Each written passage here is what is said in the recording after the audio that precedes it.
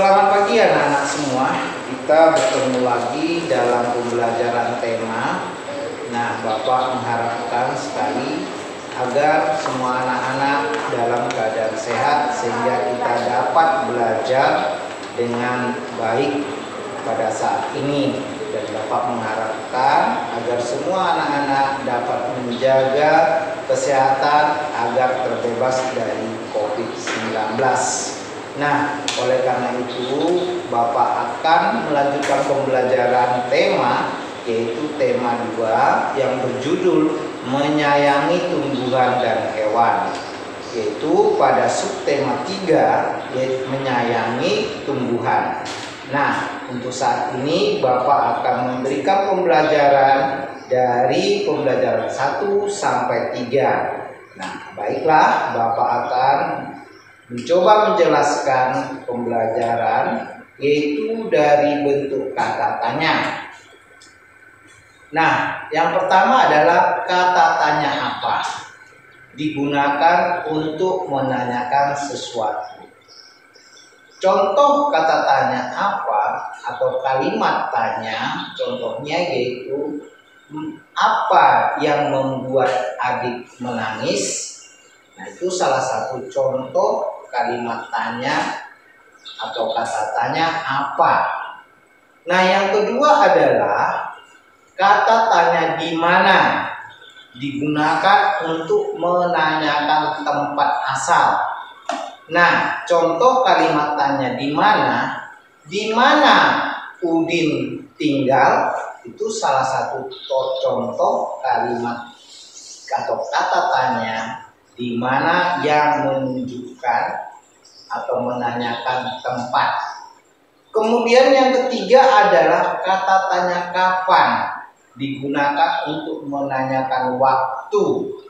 Contoh kalimat tanya kapan yaitu kapan Udin pergi ke pasar, itu menunjukkan menanyakan waktu kapan Udin pergi ke pasar. Yang keempat adalah kata tanya siapa, digunakan untuk menanyakan pelaku atau orang. Siapa yang mengambil buku Udin, itu salah satu contoh kalimat tanya siapa. Kemudian yang kelima, kata tanya bagaimana, digunakan untuk menanyakan keadaan.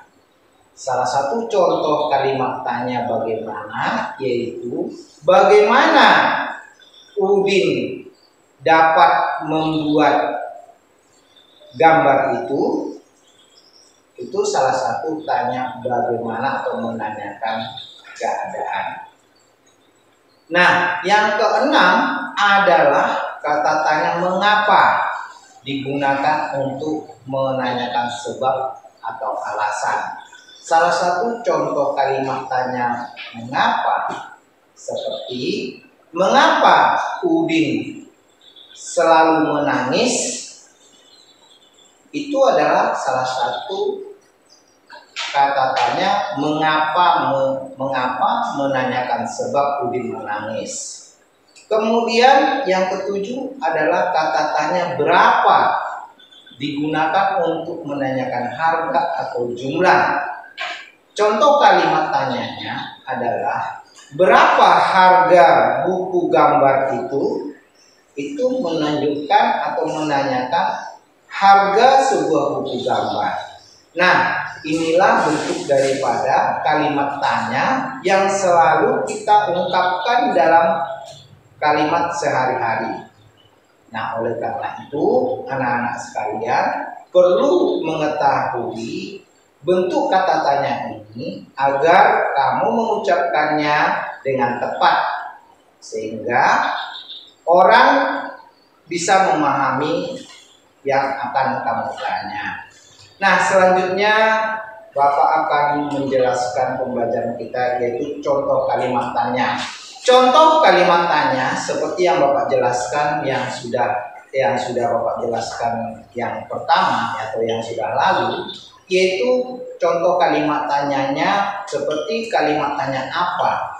Apa yang membuat adik marah? Kemudian yang kedua, contoh kalimat tanya siapa.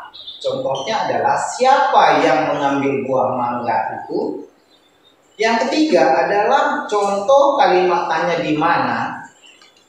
Contoh kalimat tanyanya adalah di mana Lina menemukan baju itu. Yang keempat adalah contoh kalimat tanya kapan. Yaitu contohnya kapan Udin datang ke rumahmu. Yang kelima, contoh kalimat tanya mengapa. Salah contohnya adalah mengapa adik Lina menangis.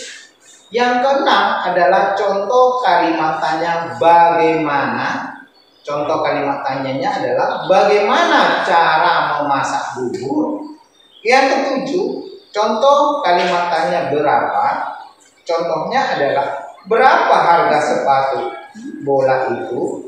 Nah, itulah tadi contoh-contoh bentuk kalimat tanya yang sudah Bapak jelaskan sebelumnya. Nah, sekarang kita melihat ada berupa bentuk kalimat di samping ini, yaitu hari ini Siti baru saja membeli bibit bunga melati, tetapi Siti tidak tahu bagaimana cara merawat bunga melati dengan baik dan benar. Oleh karena itu, Siti pun pergi ke perpustakaan untuk mencari informasi dengan membaca teks bagaimana cara merawat bunga melati dengan baik dan benar. Akhirnya Siti menemukan informasi dari perpustakaan tadi dengan membaca buku cara merawat dan menanam bunga melati. Nah, itu seperti berikut. Nah, kita lihat seperti berikut, yaitu pertama, setelah Siti membaca cara merawat dan menanam bunga melati, yang pertama adalah siapkan pecahan batu bata merah atau pecahan genteng, susun di dasar pot. Nah, ini bentuk gambarnya. Kemudian yang kedua, campur pasir tanah dan pupuk kandang masing-masing dengan bagian yang sama. Isikan pada sepertiga bagian pot. Letakkan di atas lapisan pecahan batu bata merah atau genting. Nah, yang ketiga yaitu masukkan bibit melati. Sisakan media lama yang masih menempel. Tujuannya agar tanaman dapat beradaptasi dengan media baru. Yang keempat adalah tambahkan campuran pasir, tanah, dan pupuk kandang. Jangan isi pot sampai penuh. Sisakan 2 cm dari bibit pot untuk memudahkan penyiraman. Kemudian yang kelima adalah pastikan tanaman dapat berdiri kokoh. Yang keenam, siram tanaman dengan baik atau dengan air secukupnya. Yang ketujuh, bersihkan bagian luar pot dari kotoran dan letakkan pot di tempat yang diinginkan. Nah, itulah bagaimana cara menanam dan merawat bunga melati yang dibaca oleh Siti di buku yang dapat di perpustakaan. Nah, kemudian kita lanjutkan lagi, yaitu informasi tidak saja harus kita dapat dari buku, ya, tetapi juga informasi dapat diperoleh dengan melakukan wawancara. Apa itu wawancara? Wawancara adalah kegiatan tanya jawab untuk memperoleh informasi. Orang yang mewawancarai disebut pewawancara. Jadi kalau kamu lihat di televisi, seorang reporter menanyakan narasumber atau seseorang tentang suatu peristiwa, maka yang mewawancari tadi disebut pewawancara. Sementara orang yang diwawancara atau orang yang ditanya untuk mendapatkan narasumber tadi atau mendapatkan sumber berita disebut narasumber. Nah, selanjutnya Bapak akan melanjutkan lagi, yaitu bentuk daripada gambar dekoratif. Gambar dekoratif itu dibuat secara sederhana tanpa meninggalkan gaya aslinya. Atau ketika kita membuat gambar dekoratif bermotif hewan atau tumbuhan dengan kreasi kita sendiri, akan tetapi ketika orang lain melihat gambar kita, gambar itu bentuknya berupa gambar ikan, kupu-kupu, dan juga mungkin gambar seperti harimau, mungkin gambar bunga, dan lain-lain. Nah, yang kedua, tujuan menggambar dekoratif agar benda menjadi lebih indah. Yang ketiga, keindahan setiap motif terletak pada komposisi warna, garis, dan bentuk motif. Jadi kalau kita melihat sebuah gambar atau corak baju yang ada motifnya seperti warnanya, garis, dan bentuk motifnya, itulah yang menjadi keindahan pada baju tersebut. Nah, sekarang Bapak akan lanjutkan lagi, yaitu gambar dekoratif biasanya berupa bunga, tumbuhan, dan hewan. Seperti tadi sudah Bapak sebutkan, bahwa gambar dekoratif biasanya digambar berbentuk bunga, tumbuhan, dan hewan. Nah, contoh yaitu gambar dekoratif dari tumbuhan. Ini ada bentuk gambarnya seperti bentuk gambar bunga, ya. Nah, kemudian ada lagi contoh gambar dekoratif dari hewan. Jadi ada berbentuk ikan, ada berbentuk kupu-kupu, ada yang berbentuk harimau, dan ada yang berbentuk kucing, dan lain-lain. Kemudian Bapak akan lanjutkan, yaitu pada gambar ini kita bisa melihat bahwa di sini sebuah keluarga berkumpul di teras rumah, yaitu ibu, ayah, dan anak. Nah, di sini menunjukkan bahwa keluarga Dayu sedang bercakap di teras rumah. Mereka bercerita tentang hak dan kewajiban dan tugas masing-masing keluarga. Nah, keluarga terdiri dari ayah, ibu, anak. Nah, ini adalah merupakan bentuk dari keluarga inti. Nah, selanjutnya, apa saja tugas setiap anggota keluarga? Nah, sebelum itu kita harus paham dulu apa itu kewajiban dan hak. Kewajiban adalah sesuatu yang harus kita laksanakan. Nah, apa itu hak? Sesuatu yang kita dapatkan setelah melaksanakan kewajiban. Nah, mungkin ini setiap harinya harus kita laksanakan. Karena setiap anggota keluarga memiliki kewajiban atau hak. Nah, di sini bisa kita lihat bahwa setiap anggota keluarga memiliki kewajiban dan hak masing-masing. Nah, khususnya untuk anak-anak semua, mungkin kalian bisa memahami atau bisa mengerti apa itu hak, apa itu kewajiban yang kamu lakukan di dalam keluarga kamu masing-masing. Nah, sekarang akan Bapak lanjutkan lagi, yaitu kewajiban anggota keluarga. Nah, seperti yang Bapak sebutkan tadi, bahwa setiap anggota keluarga memiliki kewajiban dan hak. Nah, salah satu contoh adalah kewajiban ayah. Kewajiban ayah apa? Apa saja? Yaitu melindungi anggota keluarga. Ya, melindungi anggota keluarga.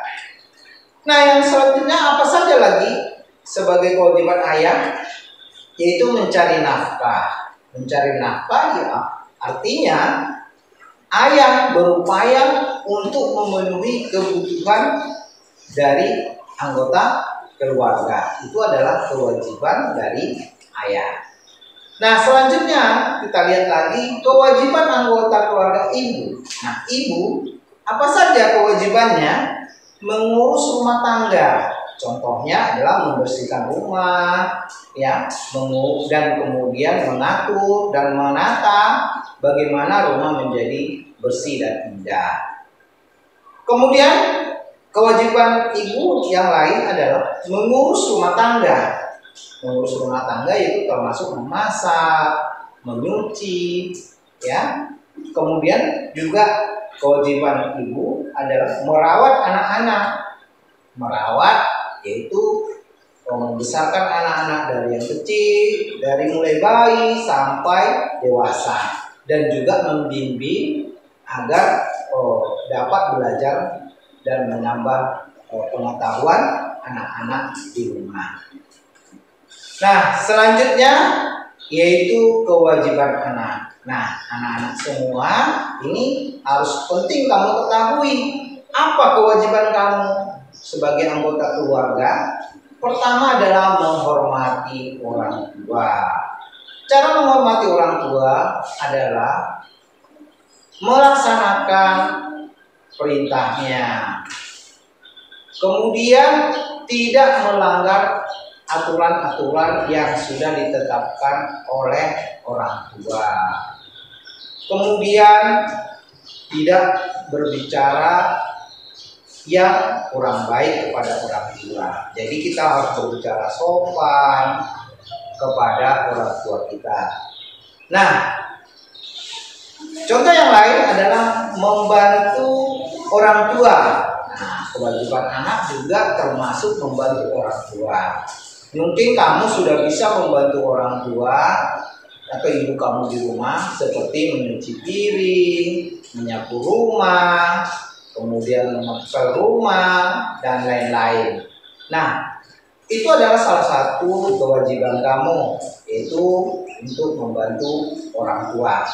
Nah, yang sangat penting adalah kewajiban kamu sebagai anggota keluarga, ya anak-anak semua, yaitu adalah belajar. Ini kewajiban yang sangat penting yang perlu harus kamu laksanakan. Karena belajar itu sangat penting. Kamu pintar, kamu memiliki bakat, ya, dan kamu memiliki prestasi, menjadi kebanggaan orang tua kamu.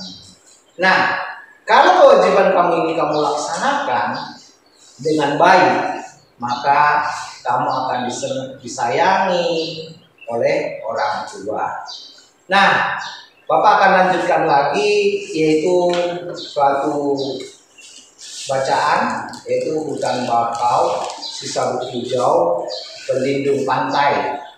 Nah, ini bisa kamu baca ya di buku tema nantinya, dan kamu pahami. Di sini bisa menjelaskan apa itu sisa bukit hijau dan apa itu hutan bakau. Nanti di sini bisa kamu baca di buku tema. Nah, sini bisa kita lihat ada gambar hutan bakau. Hutan bakau, kita tahu bahwa hutan bakau ini tumbuh di pinggiran pantai, ya, atau di pinggiran perairan yang luas. Nah, sekarang kita lihat apa informasi yang dapat dari teks tadi. Yang pertama, hutan bakau disebut sebagai sabuk hijau, yang artinya adalah bahwa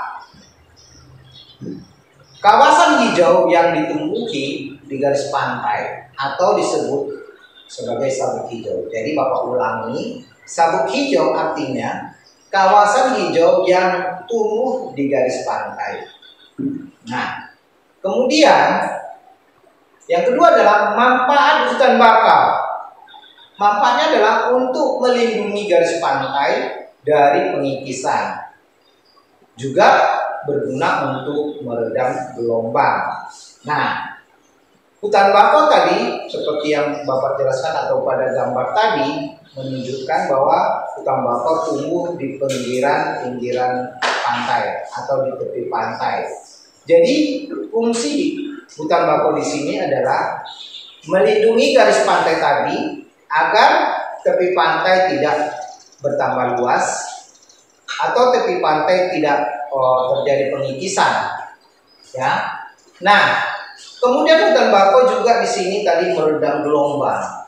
Kita tahu bahwa pantai memiliki gelombang ya yang besar, sehingga hutan bakau dapat meredam gelombang tadi sehingga tidak mencapai daratan. Nah, ini adalah fungsi daripada hutan bakau. Nah, selanjutnya Bapak akan jelaskan lagi cara merawat hutan bakau. Nah, di dalam bacaan tadi atau wacana tadi, di situ juga sudah disebutkan cara merawat hutan bakau. Nah, salah satunya adalah penyiangan. Jadi penyiangan dilakukan untuk membasmi hama penyakit. Yang kedua, penyulaman, yang artinya penggantian pohon bakau yang mati. Kemudian tentu kita tahu bahwa hutan bakau selalu terjadi kerusakan. Nah, ini akan dapat merugikan kita semua karena kalau hutan bakau itu rusak, maka perkembangbiakan hewan atau ikan akan terganggu. Ya. Nah, penyebab kerusakan hutan bakau salah satunya adalah pertama, binatang memakan daunnya. Daun-daun yang mudah dimakan sehingga akan membuat hutan bakau mati. Yang kedua, kepiting. Nah, kepiting selalu memakan tunas-tunas hutan bakau yang membuat hutan bakau menjadi mati. Yang tiga, akibat ombak yang besar, contoh tsunami, yang membuat hutan bakau menjadi luluh lantak atau mungkin rusak akibat daripada gelombang yang besar. Yang keempat adalah manusia itu sendiri, ya, disebabkan oleh manusia, yaitu bibit dan pohon bakau mudah sering terinjak-injak oleh pencari ikan. Contoh para nelayan yang mencari ikan seperti kepiting, udang dan lain-lain. Ini akan dapat merusak daripada hutan bakau itu sendiri. Baiklah anak-anak semua, sampai di sini dulu pembelajaran yang sudah Bapak jelaskan, dan sampai jumpa lagi dalam pembelajaran berikutnya. Dan selanjutnya Bapak akan menjelaskan kembali pembelajaran kita, yaitu dari pembelajaran 4 sampai 6. Sampai ketemu lagi, sampai jumpa. Terima kasih.